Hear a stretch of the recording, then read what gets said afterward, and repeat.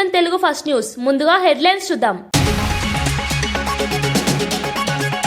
రిజర్వేషన్ల తగ్గింపు, ప్రజాధనం దుర్వినియోగంపై రాహుల్ గాంధీ స్పందించాలని డిమాండ్.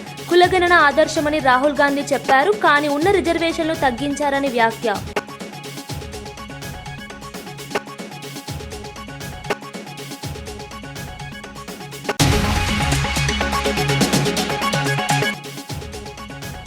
కూటమి పాలనలో ఏ పంటకు గిట్టుబాటు ధర లేదన్న జగన్, టన్ను 30,000 పలికిన అరటి ఇప్పుడు 2,000కే పరిమితమైందని ఆవేదన. 18 నెలల్లో రైతులకు ₹1 ఇన్పుట్ సబ్సిడీలు ఇవ్వలేదని విమర్శ.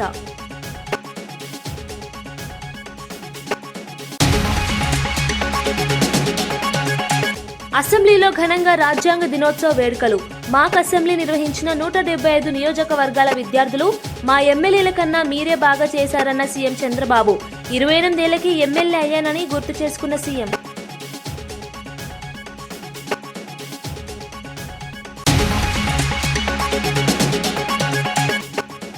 కేసనపల్లి కొబ్బరి రైతులతో పవన్ ముఖాముఖి. కోనసీమ కొబ్బరి రైతుల గొంతుకనవుతానని వ్యాఖ్య. సంక్రాంతి తర్వాత డ్రైన్ల సమస్యకు శాశ్వత పరిష్కారం చూపుతామని హామీ. హైదరాబాద్ లో బీసీ రిజర్వేషన్ల కేటాయింపుపై మళ్లీ రాజకీయ వేడి మొదలైంది.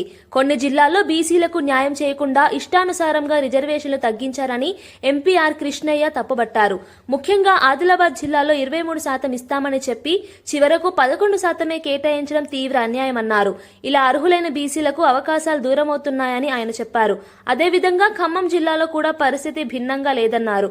అక్కడ కూడా మాత్రమే ఇవ్వడం వల్ల వేలాది బీసీ కుటుంబాలు నష్టపోతున్నాయని తెలిపారు. ఎన్నికలు దగ్గర పడుతుండగా ప్రభుత్వం రిజర్వేషన్లను రాజకీయ ప్రయోజనాల కోసం వాడుకుంటోందని ఆయన ఆరోపించారు. రిజర్వేషన్లు హక్కుగానే మారాయని, వాటిని తగ్గించడం ద్వారా బీసీల అభివృద్ధి వెనక్కి సాగిపోతుందని వ్యాఖ్య. గ్రామ పంచాయతీలు 473 ఉంటే బీసీలకు 23 మాత్రమే కేటాయించారు. అలాగే అంటే 11%, 23 అని చెప్పుకుంటూ 11% ఇవ్వడం ఏమిటిదని నేను ప్రశ్నిస్తున్నా. రెండవది ఖమ్మం జిల్లాలో 10% ఇంకా తక్కువ ఇట్లా కేటాయించారు. ఈ విధంగా పంచాయతీ ఎన్నికల లోపల ఎలాంటి శాస్త్రీయత లేదు, హేతుబద్ధత లేదు, ఒక పద్ధతి లేదు. అమరావతిలో రాజ్యాంగ దినోత్సవం ఎంతో ప్రతిష్టాత్మకంగా జరిగింది. రాష్ట్ర అధికార యంత్రాంగం నిర్వహించిన సంవిధాన్ దివస్ రాజ్యాంగ దినోత్సవ కార్యక్రమంలో సీఎం చంద్రబాబు, మంత్రి నారా లోకేష్ కలిసి పాల్గొన్నారు. అసెంబ్లీ ప్రాంగణంలో జరిగిన ఈ కార్యక్రమంలో రాజ్యాంగ నిర్మాతలకు నివాళులు అర్పించారు. విద్యార్థుల్లో ప్రజాస్వామ్య విలువలపై అవగాహన పెంపొందించే లక్ష్యంతో ప్రత్యేకంగా మాక్ అసెంబ్లీ ఏర్పాటు చేయడం ప్రధాన ఆకర్షణగా నిలిచింది. పలు దిశల నుంచి వచ్చిన విద్యార్థులు అసెంబ్లీ కార్యకలాపాలను అనుకరిస్తూ ప్రశ్నోత్తరాలు, చర్చలు నిర్వహించారు. కార్యక్రమానికి మరింత ప్రత్యేకతను తీసుకువచ్చింది. ప్రజాస్వామ్య పరిరక్షణలో యువత పాత్ర కీలకమని సీఎం చంద్రబాబు చెప్పారు.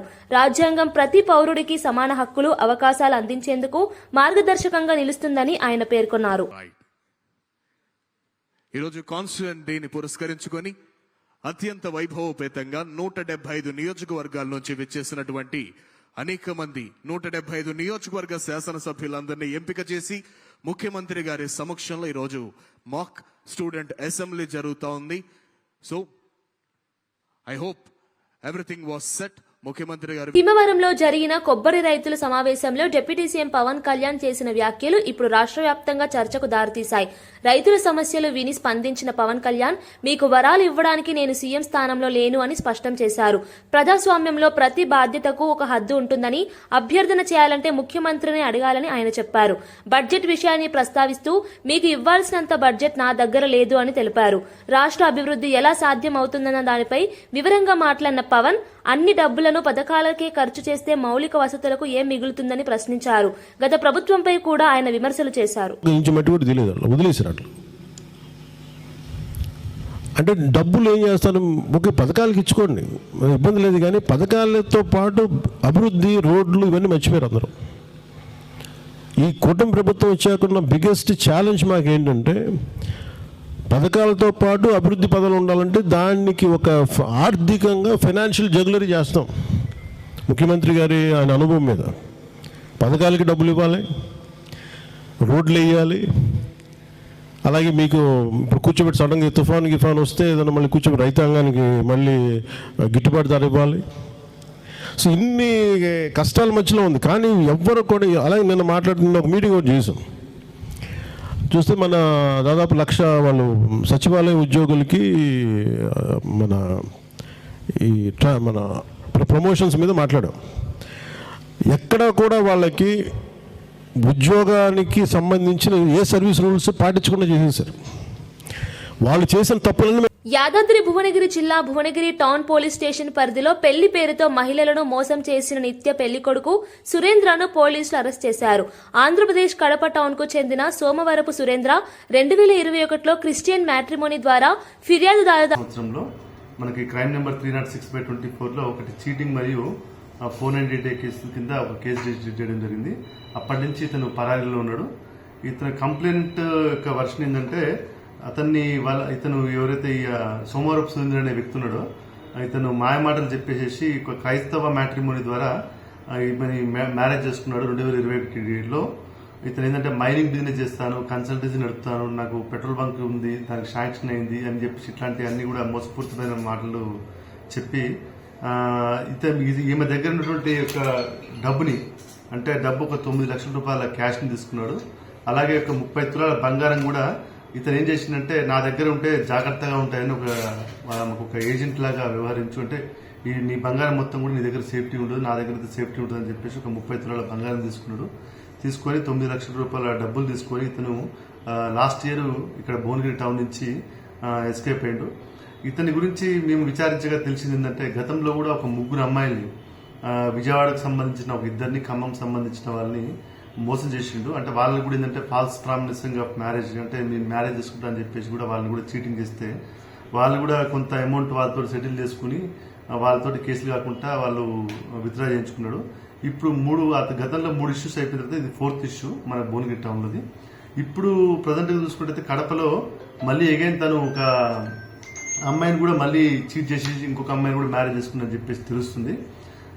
జూబ్లీహిల్స్ కొత్త ఎమ్మెల్యేగా నవీన్ యాదవ్ మంగళవారం శాసనసభలో ప్రమాణ స్వీకారం చేశారు. స్పీకర్ గడ్డం ప్రసాద్ చేతుల మీదుగా ఆయన ప్రమాణం చేయడంతో కార్యక్రమానికి ప్రత్యేక గుర్తింపు వచ్చింది. కొత్తగా ఎమ్మెల్యేగా బాధ్యతలు స్వీకరించిన నవీన్ యాదవ్ తో పాటు కుటుంబ సభ్యులు కూడా ఈ వేడుకలో పాల్గొని ఆనందాన్ని వ్యక్తం చేశారు. ప్రమాణ స్వీకార కార్యక్రమానికి మంత్రి Azharuddin, mayor, deputy mayor, cantonment MLA Shri Ganesh, MP Chamala Kiran Kumar Reddy హాజరయ్యారు. సభాభవనంలో సాదాసీదాగా జరిగిన ఈ కార్యక్రమంలో నవీన్ యాదవ్ కు నాయకులు అభినందనలు తెలియజేశారు.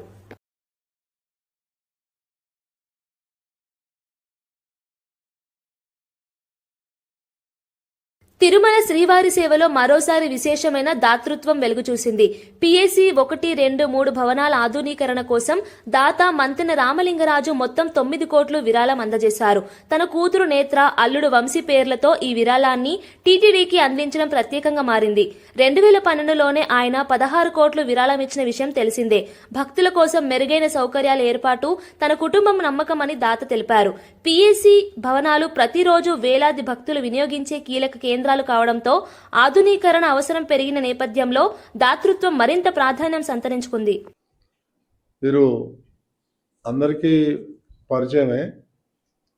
మనకి టీటీడీకి వారు పెద్ద డోనరు. 2012లో కూడా 16 crores డొనేషన్ ఇచ్చారు వేరియస్ డిపార్ట్మెంట్స్కి. అదేవిధంగా ఈరోజు వారి అమ్మాయి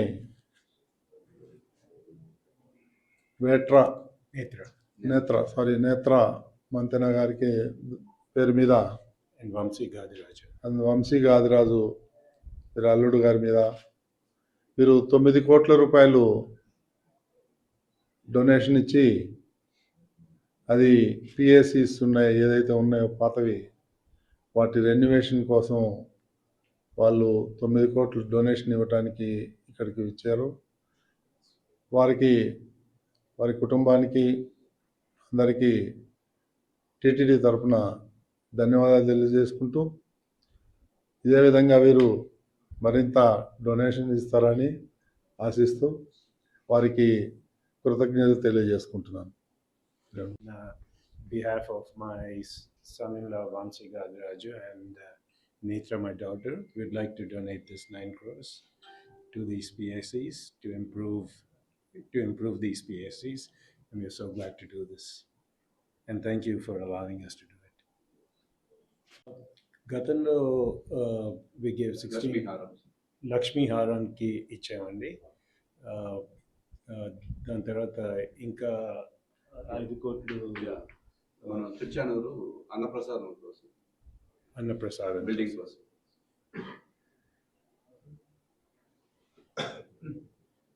2012లో ఇచ్చారు. 2012 16.6 crore మొత్తం పుట్ టుగెదర్ మనకి డొనేట్ చేయడం. ఓకే. మా తాతయ్యలు ఇద్దరు చైర్మన్స్ ఆఫ్ తిరుపతి అండి. Gokaraju Rangaraju garu was my mother's father, and Gokaraju Kanakaraju garu was Vegeshwara Kanakaraju garu was my mother-in-law's father. So I have a deep connection with Tirupati, and Baparaj Garu is Machanana. Kanumuru Baburao. మనకి పూర్ పిలిగ్రిమ్స్ అంటే మనకు వచ్చే కామన్ పిలిగ్రిమ్స్కి ఎలా అయితే సేవ చేయొచ్చో దాని మీద అడిగి దాని మీద ఏమేం ప్రాజెక్ట్స్ ఉన్నాయి, వేజ్ చేస్తే కామన్ పిలిగ్రిమ్స్ కి బెనిఫిట్. కడప జిల్లా పులివెందులలో మాజీ సీఎం వైఎస్ జగన్ చేపట్టిన రెండో రోజు పర్యటన చురుగ్గా కొనసాగుతోంది. బ్రాహ్మణపల్లి ప్రాంతంలోని అరటి తోటలను ఆయన స్వయంగా పరిశీలించారు. కనీస మద్దతు ధర లేక ఇబ్బందులు ఎదుర్కొంటున్న రైతులు తమ సమస్యలను వివరించగా జగన్ ఓపికగా వింటూ వారి పరిస్థితిని అడిగి తెలుసుకున్నారు. వైసీపీ ప్రభుత్వ హయాంలో ఏర్పాటు చేసిన అరటి ప్రాసెసింగ్ యూనిట్ వెనుక ఉన్న పొలాల పరిస్థితిని కూడా ఆయన ప్రత్యక్షంగా పరిశీలించారు. ప్రాసెసింగ్ యూనిట్ పనితీరు, రైతులకు కలిగే లాభ నష్టాలపై అక్కడి స్థానికులతో జగన్ మాట్లాడారు. ఆర్బీకే పరిధిలో రేటు పడిపోతే వెంటనే అక్కడ ఆర్బీకే పరిధిలో వెంటనే యాక్టివిటీ స్టార్ట్ అయ్యేది. వెంటనే ఆర్బీకే పరిధిలో సీఎం యాప్ అని బటన్ నొక్కేవాళ్ళు, continuous monitoring of agricultural price and procurement అని. వెంటనే జాయింట్ కలెక్టర్ రియాక్ట్ అయ్యేవాడు. ఆర్బీకేల పరిధిలో ఇటువంటి పరిస్థితి ఎక్కడైనా ఉత్పన్నమైనప్పుడు వెంటనే తాను ఇంటర్వ్యూన్ అయిపోయి కొనుగోలు చేసే బాధ్యత జాయింట్ కలెక్టర్ మీద ఉండేది. అక్షరాల వైఎస్ఆర్సీపీ ప్రభుత్వ హయాంలో పంటల కొనుగోలు కోసం అక్షరాల 7,746 కోట్ల రూపాయలు. ఏ పంటకు గిట్టుబాటు ధర రాని పరిస్థితి ఉన్నా కూడా వెంటనే అప్పటికప్పుడు రియాక్ట్ అయిపోయి అప్పటికప్పుడు పంటలు కొనుగోలు చేసేదానికోసం. కోవిడ్ సమయంలో కూడా రైతును వదిలేకుండా ఆదుకున్న పరిస్థితులు మా ప్రభుత్వంలో జరిగాయి. అరటికి సంబంధించి గతంలో వైఎస్ఆర్సీపీ ప్రభుత్వ హయాంలో ఏకంగా ట్రైన్లు నడిపే వాళ్ళం. అనంతపురం నుంచి ఢిల్లీకి ట్రైన్లు నడిచేటివి. హార్టికల్చర్ పంటలకు అరటి కానీ చీనికాయలు కానీ తీసుకొని పోయే ట్రైన్లు నడిచేటివి. తాడిపత్రి టు ముంబై ట్రైన్లు నడిచేటివి. మనగానపల్లి నుంచి గువాహతికి కూడా ట్రైన్లు నడిచేటివి. ఏకంగా 23,000 టన్నులు చంద్రబాబు నాయుడు దిగిపోయే నాటికి ఎక్స్పోర్ట్స్ ఉంటే, అరటి ఎక్స్పోర్ట్స్ ఉంటే, వైఎస్ఆర్సీపీ ప్రభుత్వ హయాంలో ఏకంగా 3 లక్షల టన్నులకు అరటి ఎక్స్పోర్ట్స్ తీసుకొని పోగలిగాం. Banana export promotion award 2020, the best state in banana award 2022 వంటి అవార్డులు సెంట్రల్ గవర్నమెంట్ దగ్గర నుంచి రాష్ట్ర ప్రభుత్వం అవార్డులు పొందింది. ఇందిరమ్మ చీరల పంపిణీపై బీఆర్ఎస్ నేతలు చేస్తున్న విమర్శలకు మంత్రి సీతక్క ఘాటుగా ప్రతిస్పందించారు. చీరల రంగు, నాణ్యతపై బీఆర్ఎస్ నాయకులు చేస్తున్న దుష్ప్రచారం వాస్తవం కాదని ఆమె స్పష్టం చేశారు. ఆడబిడ్డలు స్వయంగా ఎంపిక చేసిన డిజైన్ల ఆధారంగానే ఈ చీరలను ప్రభుత్వం పంపిణీ చేస్తోందని మంత్రి వివరించారు. చీరల రంగు బాగాలేదని అనడం పూర్తిగా రాజకీయ ప్రయోజనం కోసమేనని సీతక్క వ్యాఖ్యానించారు. రాష్ట్రంలో మరి ఈ యొక్క చీరల పంపిణీ కార్యక్రమాన్ని ప్రారంభించడం జరిగింది. ఈ చీరలను చూసి ప్రతి ఆడబిడ్డ సంతోషపడుతుంటే సహజంగానే మీకు తెలుసు, ఆడబిడ్డలు సంతోషపడితే మరి బీఆర్ఎస్ నాయకులు, కల్వకుంట్ల కుటుంబం కళ్ళల్లో నిప్పులు పోసుకుంటుందని. అందుకనే మరి ఈ చీరలు బాగలేవని, లేదా ఎలక్షన్ల కోసమని, లేదా కొంతమందికే ఇస్తున్నారని ఏదేదో తప్పుడు కూతలు కూస్తున్నారు. అయ్యా, మీ చీరలు బాగున్నాయా, మేమిచ్చిన చీరలు బాగున్నాయో రాష్ట్రంలో ఉన్న ప్రతి మహిళకు అర్థమయ్యి గుండెలకు అత్తుకొని ఫోటోలు దిగి పెడతా ఉన్నారు. అది మీకు పాపం భయం అనిపిస్తుంది. మేము ఈ చీరలకు ఆర్డర్ ఇచ్చి దాదాపుగా 1 year కావస్తుంది. ముఖ్యమంత్రి గారు కన్న కళ ఏంటిదంటే 1 కోటి మంది మహిళల్ని కోటీశ్వర్లను చేయాలి. 1 కోటి మంది మహిళలు కావాలి అంటే మరి 1 కోటి మంది మహిళలను మహిళా సంఘాల్లో చేర్చాలనే లక్ష్యంతో ఈరోజు ఇచ్చిన 67 లక్షల చీరలు సరిపోవట్లేదని ఇంకా 33 లక్షల చీరల వరకు మరి మళ్ళీ ఆర్డర్ ఇవ్వడం జరిగింది. దాదాపుగా అంటే పూర్తిగా 1 కోటి మందికి. దీన్ని నిస్సిగ్గుగా మరి హరీష్ రావు లాంటి ఒక నాయకుడు, అబద్ధాలకు కేరాపు హరీష్ రావు, నేను ఎప్పుడో చెప్పిన కదా, అబద్ధాలకు నిలువుటద్దామని. మేము 67 లక్షలకు ఆర్డర్ ఇచ్చిన 67 లక్షల చీరలు రాష్ట్రంలో పంపిణీ జరుగుతున్నది. అది గ్రామీణ ప్రాంతంలో ఒకసారి మరి పట్టణ ప్రాంతంలో మరొకసారి, ఎందుకంటే చేనేత కార్మికులు ఏదో మేము దుబాయ్ నుంచి లేదా సూరత్ నుంచి కిలోల కొద్ది తీసుకొచ్చిన చీరలు కాదు. చేనేత కార్మికులు వాళ్ళు స్వయంగా నేర్చిన చీరలు మేము అక్కడే ఆర్డర్ ఇచ్చి. సింగరేణి డిపెండెంట్ ఉద్యోగాల విషయంలో కాంగ్రెస్ ప్రభుత్వం ద్రోహంగా వ్యవహరిస్తోందని బీఆర్ఎస్ నేత కవిత తీవ్రంగా విమర్శించారు. మొత్తం 129 దరఖాస్తులుండగా కేవలం 23 మందికి ఆమోదం తెలపడం కార్మికుల కుటుంబాలపై పెద్ద అన్యాయమని ఆమె అన్నారు. ఈ నిర్ణయం ప్రభుత్వ నైజాన్ని స్పష్టంగా చూపిస్తోందని, కార్మికుల సంక్షేమంపై ఎంత నిర్లక్ష్యంగా వ్యవహరిస్తున్నారో ఇదే ఉదాహరణ అని కవిత వ్యాఖ్యానించారు. ఉంది వీళ్ళు అని అనుకుంటే మళ్ళీ ఒకసారి కాంగ్రెస్ పార్టీ తన యొక్క నిజమైనటువంటి నైజాన్ని బయటపెట్టుకొని కార్మికులకు ద్రోహం చేసింది. మెడికల్ బోర్డు పెట్టింది 129 మందికి. ఈ 129 మంది అందరు కూడా ఆ ఉద్యోగాలు తమ పిల్లలకో తమకు కావాల్సిన వాళ్ళకో ఇచ్చుకోవాలని అనుకున్నారు. తద్వారా వాళ్ళు రిటైర్ అయి భవిష్యత్తులో సింగరేణిలో పనిచేయడానికి మంచి యువరక్తాన్ని ఎక్కించడంతో పాటు వారి కుటుంబం బాగుంటుందని చెప్పి వీళ్ళందరూ కూడా భావించారు. కానీ 129 మందిలో కేవలం 23 మందిని మాత్రమే అన్ఫిట్ చేయడం జరిగింది. అంటే ఇది కేవలం 17.8% మందికి మాత్రమే అన్ఫిట్ చేయడం జరిగింది. మిగతా 65% మందిని సింపుల్గా అండర్ గ్రౌండ్ మైన్లోకి వెళ్ళి తీసి సర్ఫేస్లు ఇచ్చారు. అందులో కూడా సీనియారిటీని పాటించలేదు.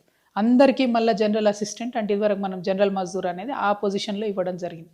అంటే 10 మంది మీద పనిచేసినటువంటి వాళ్ళు కూడా ఇవాళ 10 మందిలో ఒకరుగా పనిచేసేటటువంటి పరిస్థితి తీసుకొచ్చింది. అసలు ఫస్ట్ ఆఫ్ ఆల్ వాళ్ళు పని కంటిన్యూ చేయలేము, మాకు చేతనైతే లేదు, మా పిల్లల భవిష్యత్తు కోసం ఉద్యోగాలు ఇవ్వండి అని అడిగితే ఇంతమందిని మరి జనరల్ మజ్దూర్స్గా సర్ఫేస్లో వేయడం, కేవలం 18% మందికి మాత్రమే అన్ఫిట్ చేయడం, ఇది ఎట్టి పరిస్థితుల్లో కూడా మనం ఒప్పుకోకూడదు.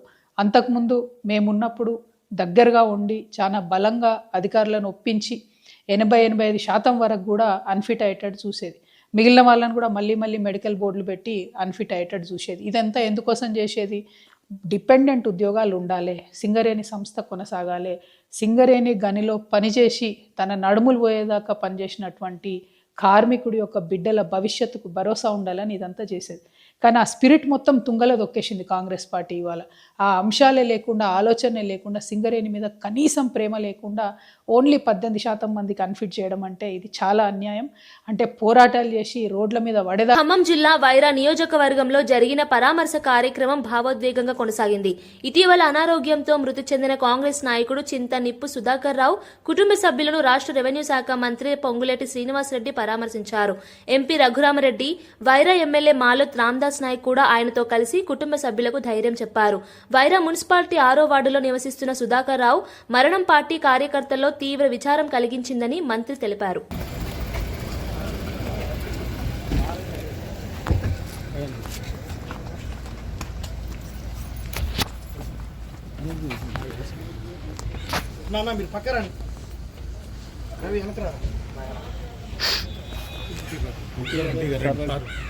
ఉన్నాయండి సార్, ఏం కాదు.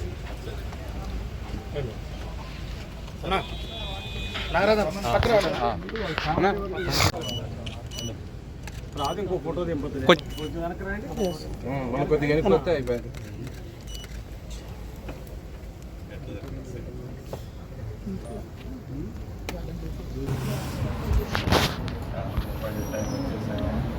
సంతోషి ఎప్పుడు ఆనందపడ్డాను.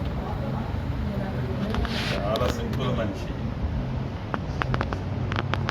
వృత్తివాడు.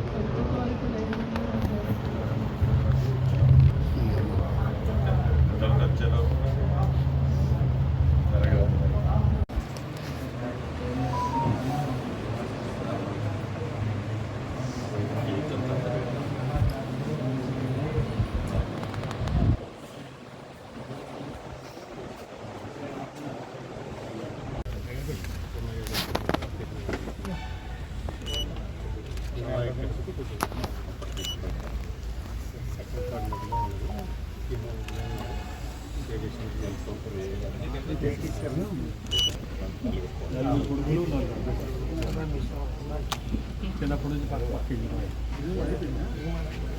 అయ్యప్పమాల వేసుకున్నందుకు కంచన్బాగ్ ఎస్ఐకు డీఎస్పీ మెమో జారీ చేయడంపై హిందూ ధర్మరక్ష ఫౌండర్ చీకోటి ప్రవీణ్ తీవ్రంగా విమర్శించారు.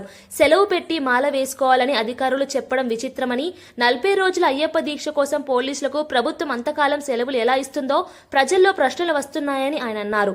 డీఎస్పీ వ్యవహారం హిందూ మనోభావాలను దెబ్బతినేలా ఉందని ప్రవీణ్ వ్యాఖ్యానించారు. ధర్మాచరణ చేస్తున్న ఎస్ఐపై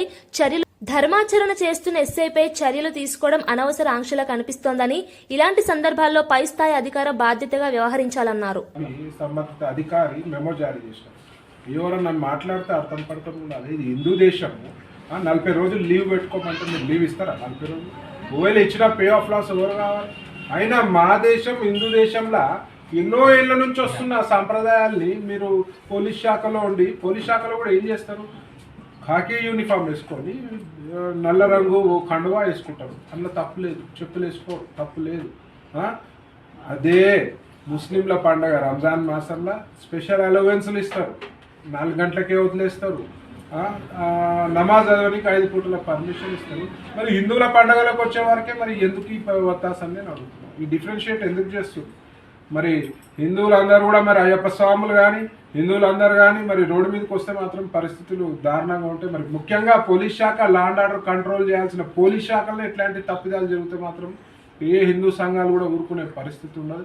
ముఖ్యంగా రేవంత్ రెడ్డి గారికి ఒకటే చెప్తున్నా, హోంశాఖ మీ దగ్గరనే పెట్టుకుర్రు, దాచుకొని భద్రంగా పెట్టుకుర్రు. మరి హోంశాఖ ఆధ్వర్యంలో జరగాల్సిన మీటింగ్లలో ఏం జరగాలి, ఏం చెప్పాలి, హిందువుల మనోభావాలు కించపరచుకుంటా పోలీసులు ఎట్లా వ్యవహరించాలి అనేది మీకు చెప్పలేదా? మరి మీరు నేర్చుకోలేదా? మిమ్మల్ని అడుగుతున్న రేవంత్ రెడ్డి గారు తక్షణము ఒక రివ్యూ మీటింగ్ పెట్టుకొని ఇట్లాంటి చర్యలు పునరావృతం కాకుండా చూసుకోవాలి. బీసీ రిజర్వేషన్ల అంశంపై బీఆర్ఎస్ వర్కింగ్ ప్రెసిడెంట్ కేటీఆర్ మరోసారి కాంగ్రెస్ ప్రభుత్వంపై విమర్శలు గుప్పించారు. వెనకటికి ఒకడు కొండంత రాగం తీసి చివరికి గాడిద పాట పాడిందంట అన్న సామెతను ఉదహరిస్తూ రేవంత్ రెడ్డి ప్రభుత్వం చేసిన పని కూడా అంతే అని వ్యాఖ్యానించారు. మాజీ ముఖ్యమంత్రి కేసీఆర్ హయాంలో బీసీలకు 24% రిజర్వేషన్లు అమల్లో ఉన్నాయని, అది తక్కువైందంటూ కాంగ్రెస్ అప్పట్లో విపరీతమైన ప్రచారం చేసింది అని కేటీఆర్ గుర్తు చేశారు. బీసీ డిక్లరేషన్ పేరిట 42% రిజర్వేషన్లు ఇస్తామని కాంగ్రెస్ ఇచ్చిన హామీ పూర్తిగా నమ్మక ద్రోహమైందని ఆయన అన్నారు. అయితే ఇప్పుడు వాటిని కేవలం 17%కి మాత్రమే తగ్గించడం బీసీలను మోసం చేసినట్టేనని కేటీఆర్ ఆగ్రహం వ్యక్తం చేశారు. కనీసం ఒక్క ఊరు కూడా లేదు బీసీలో రిజర్వేషన్లు. ఇంతకంటే అరాచకం, ఇంతకంటే కిరాతకం ఏదైనా ఉందా నాకే తెలియదు. మరి నేను ఇంకొక మాట కూడా అడుగుతున్నా, 42% అని చెప్పి కులగణన అని చేసి దానికి 160 కోట్లు ఖర్చు పెట్టి దానికి మళ్ళీ రాహుల్ గాంధీ కితాబులు ఇచ్చి ఇది రేర్ మోడల్, రేర్ అంటే ఏంటంటే అంటే రాహుల్ రేవంత్ మోడల్ అట, రేర్ మోడల్ అని పెట్టి దానికి కాంగ్రెస్ వర్కింగ్ కమిటీలో తీర్మానం పెట్టి ఓహో రేవంత్ రెడ్డి ఆహా కాంగ్రెస్ అని ఊదరగొట్టి ఇలా పీకింది చివరికి. ఏం చేసినావు? 42% రిజర్వేషన్లను నమ్మబలికి బీసీల ఓట్లు కొల్లగొట్టి ఇవాళ 17%కి పరిమితం చేసినందుకు ముందు రేవంత్ రెడ్డి 2 చెంపలేసుకొని బీసీలను మోసం చేసినందుకు క్షమాపణ చెప్పాలి. సర్పంచ్ ఎన్నికల్లో ఇవాళ ఏ అరాచకం అయితే చేస్తా ఉన్నారో, కొన్ని మండలాల్లోనే బీసీలకు స్థానం లేకుండా, రిజర్వేషన్ లేకుండా చేసి, కొన్ని జిల్లాల్లో కూడా లేకుండా చేసి దుర్మార్గం ఏదైతే ఈ ప్రభుత్వం చేస్తున్నదో దీనికి రాహుల్ గాంధీ క్షమాపణ చెప్పాలి. ఎందుకంటే బీహార్ ఎన్నికల్లో రాహుల్ గాంధీ అబద్ధం చెప్పిండు. తెలంగాణలో మేము చేసేసినాం, 42% ఇచ్చేసినాం అని బీహార్ ఎన్నికల్లో చెప్తాడు, ఢిల్లీలో చెప్తాడు. అందుకే తెలంగాణ గల్లీల్లో ఉండే మా బలహీన వర్గాల సోదరులకు నా ప్రార్థన, దయచేసి కాంగ్రెస్ పార్టీ మిమ్మల్ని ఏదైతే నమ్మించి గొంతు కోసిందో బుద్ధి చెప్పండి. ఇవాళ పార్టీ రహితంగా జరిగే ఎన్నికల్లో సిగ్గులేదు ముఖ్యమంత్రికి, మంత్రులకు. పార్టీ రహితంగా జరిగే ఎన్నికల్లో పార్టీ పరంగా రిజర్వేషన్లు ఇస్తారట. ఆ ఎన్నికల్లో పార్టీ గుర్తే లేకపోయా. అసొంటప్పుడు నువ్వు పార్టీ పరంగా రిజర్వేషన్లు ఆడికెళ్ళిస్తావు అంటే నమ్మితే ఇక ఎన్ని అబద్దాలు చెప్తారంటే వాళ్ళకు నిజంగా వాళ్ళ నోర్లకు మొక్కాలి. మళ్ళొక్కసారి ఇవాళ వీళ్ళ నిజరూపం బయటపడ్డది. వీళ్ళు ఇన్నాళ్లు బీసీల కోసం కార్చిన కన్నీళ్లు మొసలి కన్నీరు అన్నది బయటపడ్డది. కాబట్టి బీసీ సోదరులు, ముఖ్యంగా సోదరీమణులు, మీరే బుద్ధి చెప్పాలా ఈ దుర్మార్గమైన ప్రభుత్వానికి అని చెప్పి మేము విజ్ఞప్తి చేస్తూ, ఈ రకమైన మోసాన్ని ఏదైతే కొనసాగించే ప్రయత్నం ముఖ్యమంత్రి ఆయన మంత్రులు చేస్తా ఉన్నారో దీనికి తప్పకుండా తెలంగాణ తప్పకుండా సందర్భానుసారంగా కసిదీరా, కాళోజీ నారాయణరావు చెప్పినట్టు కసిదీరా కాలం వచ్చినప్పుడు కాటేసి తీరుతుందనే మాట కూడా వారికి విజ్ఞప్తి చేస్తారు. రిజర్వేషన్ల తగ్గింపు, ప్రజాధనం దుర్వినియోగంపై రాహుల్ గాంధీ స్పందించాలని డిమాండ్. కులగణన ఆదర్శమని రాహుల్ గాంధీ చెప్పారు, కానీ ఉన్న రిజర్వేషన్లు తగ్గించారని వ్యాఖ్య.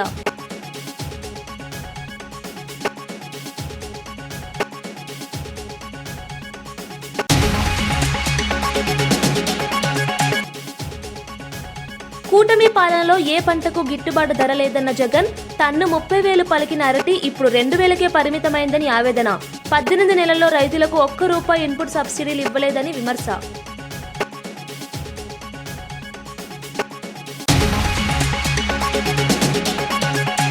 అసెంబ్లీలో ఘనంగా రాజ్యాంగ దినోత్సవ వేడుకలు. మాక్ అసెంబ్లీ నిర్వహించిన 175 నియోజకవర్గాల విద్యార్థులు, మా ఎమ్మెల్యేల కన్నా మీరే బాగా చేశారన్న సీఎం చంద్రబాబు. 28 ఏళ్లకి ఎమ్మెల్యే అయ్యానని గుర్తు చేసుకున్న సీఎం.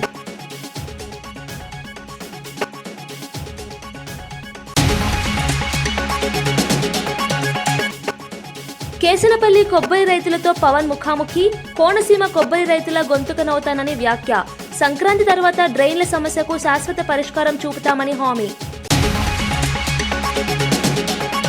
ఇవి బులెటిన్ విశేషాలు. చూస్తూనుండండి A1 తెలుగు ఫస్ట్ న్యూస్.